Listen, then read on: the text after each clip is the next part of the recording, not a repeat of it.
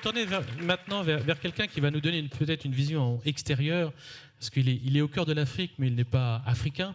Donc Fabrice Le Sachet, qui a fondé, qui préside aujourd'hui un groupe à l'échelle de l'Afrique, Area Group, qui travaille dans la finance énergétique, et puis qui également a coordonné et développe un index des startups françaises les plus innovantes qui sont implantées et qui s'implantent en Afrique, un index qui s'appelle l'index Up 40, donc cela signifie qu'il y en a une quarantaine. Fabrice, comment vous voyez un petit peu l'Afrique, vue de Paris, mais aussi vue de l'intérieur, ses opportunités, cette Afrique des possibles, et puis la vision peut-être des startups françaises à travers votre indice, s'il vous plaît. Alors l'entrepreneuriat en Afrique, c'est pas que la question des entrepreneurs africains en Afrique. L'Afrique, c'est un aimant aujourd'hui à entrepreneurs internationaux. Vous avez des startups françaises, mais pas que françaises, vous avez des startups américaines, anglaises, allemandes, qui déploient et qui se développent sur le continent africain. Donc la question de l'entrepreneuriat, elle est plus globale que seulement africaine per se.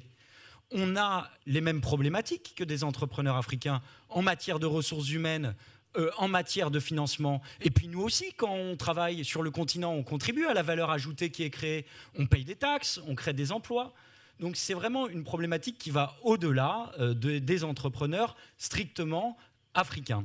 Alors nous, au sein du MEDEF international, on a structuré le mouvement entrepreneurial français, on a créé un index qui rassemble les 40 startups françaises les plus dynamiques sur le continent. Ce sont des entités, des entreprises qui réalisent entre 0 et 10 millions d'euros de chiffre d'affaires, dont un tiers réalisé en Afrique. Ces entreprises, elles sont de tous les secteurs de l'économie. L'e-éducation, le e-commerce, les drones, l'énergie renouvelable, les fintech. Ces entreprises, elles sont de tout le territoire français, Paris, région, outre-mer. Et elles ont, au-delà de l'intérêt géographique commun, elles ont en commun quelques valeurs, quelques thématiques transverses, la transition climatique, l'entrepreneuriat et le numérique. Mais je vais y revenir. Parce que peut-être avant de dire à quoi sert l'index, il faudrait quand même expliquer quelles sont les deux idées forces, les deux idées sous-jacentes qui ont présidé à la création de cet index en juin 2016.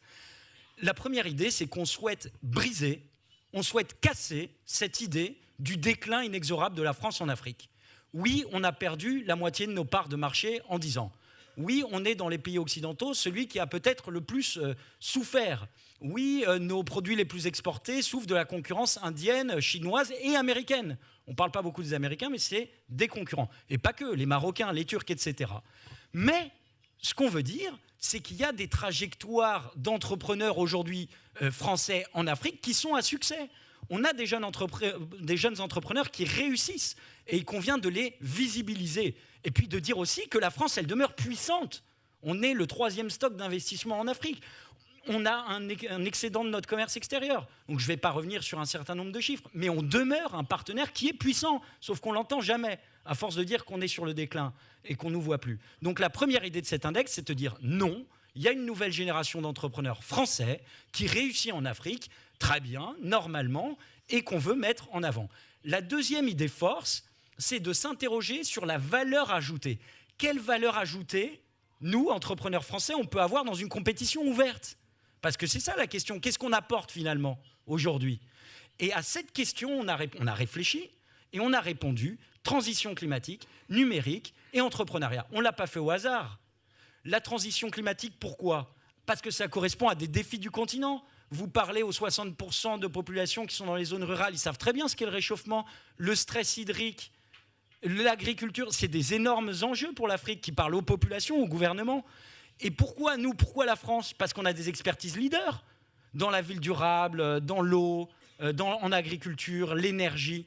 Donc on peut apporter des choses sur cette thématique de la transition climatique. Et toutes nos startups, elles intègrent la question de la transition climatique fortement dans leur modèle économique, quel que soit leur secteur d'activité. Deuxième question, le numérique. C'est pas pour faire joli, c'est parce que le numérique, pour nous, pour un certain nombre de nos startups, ça solvabilise les fameuses classes émergentes dont vous parliez. C'est une façon de solvabiliser des usages. On fait du prépaiement pour de l'énergie, on ferait du prépaiement avec les mobiles pour de l'eau, etc. Et enfin, l'entrepreneuriat. Pourquoi ? Parce qu'on parle beaucoup de transfert de compétences, de formation. Mais nous, on voit bien le mouvement entrepreneurial en Afrique. On est au contact de ces entrepreneurs africains. Et nous, ce qu'on souhaite faire, ce n'est pas des transferts, ce n'est pas de la formation, c'est de travailler avec eux sur des coalitions ad hoc, par projet. On ne va pas faire à chaque fois des grandes infrastructures. Sur un projet précis, certaines entreprises peuvent s'allier. Et c'est ça, c'est cette force de se réunir sur un objectif précis et de mettre un impact ensemble sur un objectif précis. Pour du point de vue de toutes ces startups ou du mouvement entrepreneurial africain, quelles sont les clés de la réussite telles qu'elles sont perçues ? Qu'est-ce qu'on vous dit à travers les contacts que vous avez avec les uns les autres ? Mais nous, je ne vais pas être très original dans ma réponse. La clé du succès pour des gens qui sont extérieurs au continent, c'est déjà d'aller sur place et d'être sur place, ça c'est clair. Mais ensuite, pour moi, la vraie clé de la réussite, c'est le financement. Et là, on a un vrai sujet volumétrique, parce que le succès des Chinois, c'est Exim Bank, les grandes infrastructures. Le succès des Américains, Power Africa, c'est 30 milliards, 9 milliards publics, quasiment 21 milliards privés. Le succès des Marocains, c'est le réseau bancaire aussi. Donc nous, on a une vraie question sur l'accès au financement et le coût du financement. Donc là, on a un sujet sur le capital amorçage, sur le capital investissement, sur le capital risque, qui doit drainer, qui doit aider nos startups françaises qui se déploient en Afrique beaucoup plus fortement. Et d'une façon générale, c'est la curiosité.